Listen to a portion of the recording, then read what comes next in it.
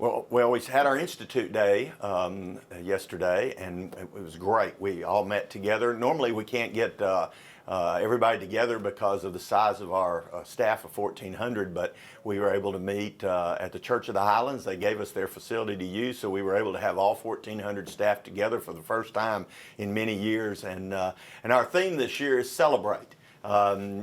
We've got so many great things going on in our school district, and we had so many great things last year that we want our people to take time this year and not just let those pass by, not think they're just commonplace.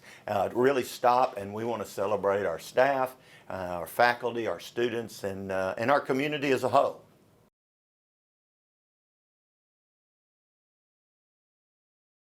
Staffing has been great. Our HR department has done a wonderful job along with our administrators. We've had a great pool of candidates. Of course, in Madison, we always have a growing population, so we're always, planning for growth. That's always a challenge. You're not funded that way in Alabama, so we try to get out ahead, and we really worked hard in May and April and June, and we're in a great place right now. I think that other than some last-minute positions that are open, we have everything full, and we're excited about having that, getting started with full group of folks to meet our kids. So are you short any teachers?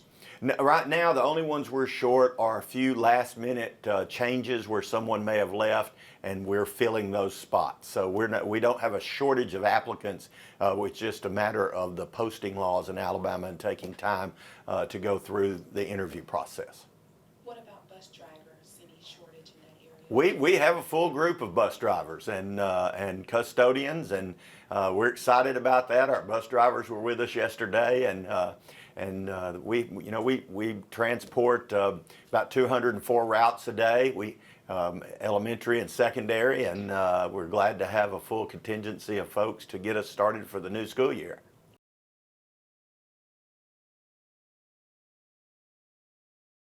Well, last year we invested in an alarm system, a strategic system, a rapid alert system that every employee carries on a badge.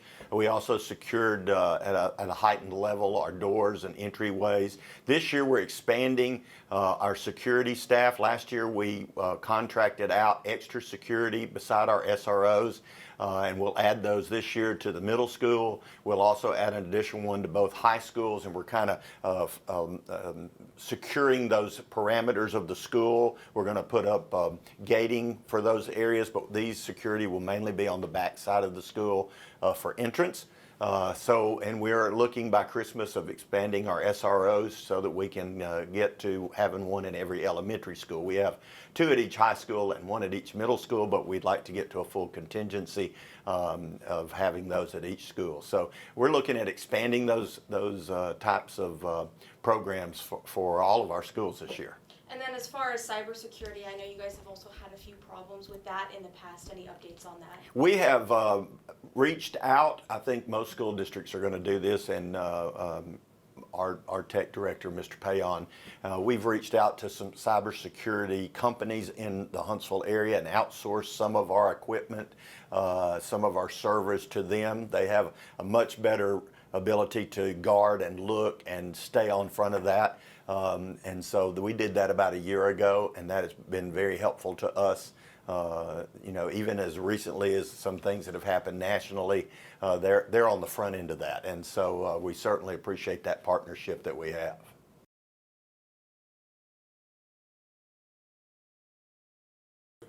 It's been great, and we remind everybody when school starts next week that you are going through school zones. We have a lot of kids, although we transport about 50% of our kids, almost 7,000 a day. We also have a lot of neighborhoods near our schools, and so kids and parents are walking to school, and I always remind them, remember to slow down. But we've been working with the Madison Police Department, Chief Gandy and his staff, and traffic division if we had someone pass a bus to turn that information in. And I think there were a couple incidents last year where folks got a visit from the Madison Police Department about not to pass a school bus. So we will continue to work with them this year and make that transportation moment to school safe. That's we have 3 schools on county line. That's a lot of traffic in the morning, and our safety guards are out there letting kids cross from those neighborhoods. And just remind folks that things, especially next week, first few days of school, everything's going to be a little slower than normal, so you might want to leave early to go to work.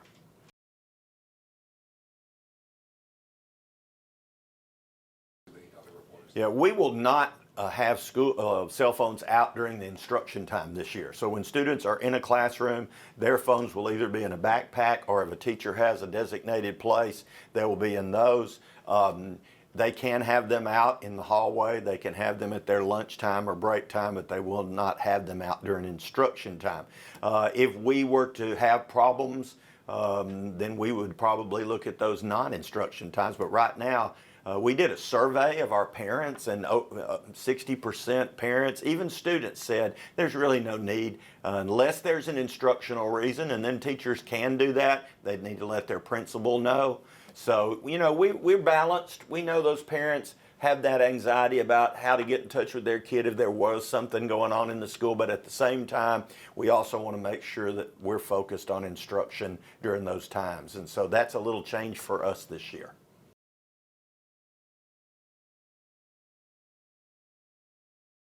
Yes, I mean, that's, you know, we have always felt like that, and as I said to the staff yesterday in our institute, no one should disrupt the learning environment.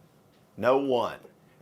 Adult, student, anyone. The learning environment should be a place that we support to be the learning environment.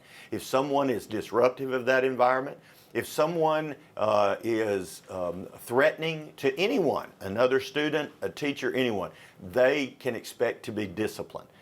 We have an alternative school.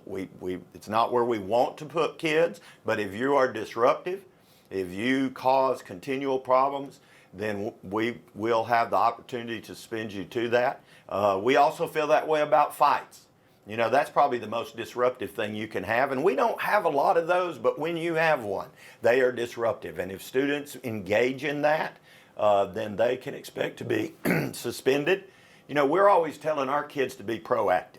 We have enrichment counselors, we have all kinds of support, and if you're beginning to feel like there's an issue with another student, before that happens, let us help you, so that you don't get in that situation. But yeah, we don't have any tolerance on disrupting or bullying or threatening students in the school district. And we have a new disciplinary software called Bloom.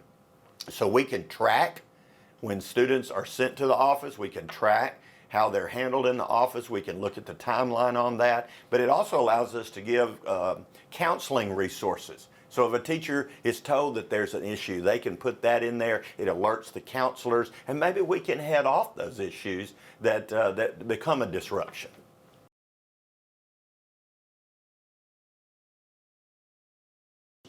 We do not have weapons detected in Madison at this time. It's something that we may look at in the future, but at this time we don't. If we see that there's an increase of those issues, that we might look at that, but right now we've been pretty stable that we haven't had a lot of those issues.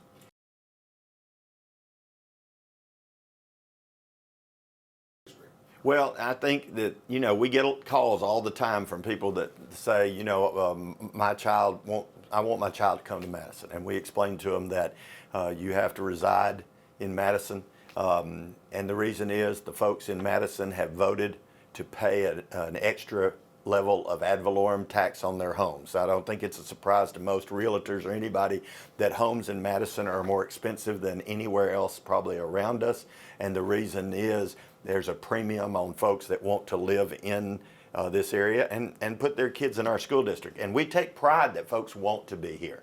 But you know, our student services and registration folks do a tremendous job of working and looking at where folks live and making sure. And I always tell people that are moving into our area, before you buy a place, if you're trying to get with us, contact us, because we can tell you the areas that are in Madison. You know, every year we get somebody who has a Madison address but is not in Madison City. Your zip code does not declare that you are in or out of the city limits. And so if you'll call our district office, we certainly will be glad to help you. And most realtors know those boundaries as well.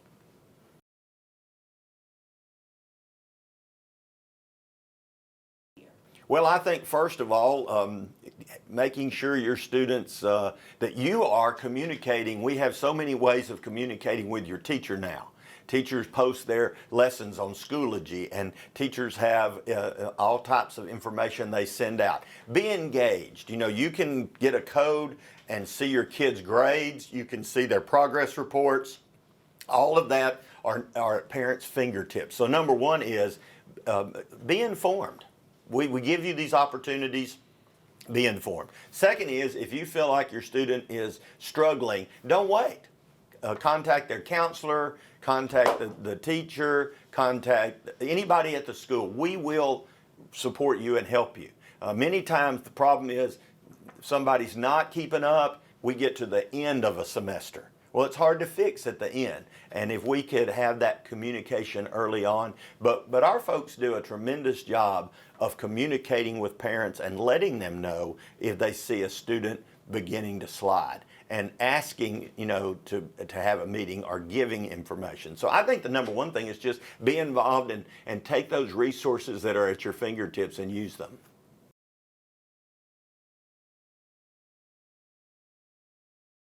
Well, we're going to celebrate. I think the podcast thing this year will be, you know, to celebrate great programs. We try to do that anyway. But, you know, we did an 11-minute video at Institute yesterday. We didn't hire a speaker.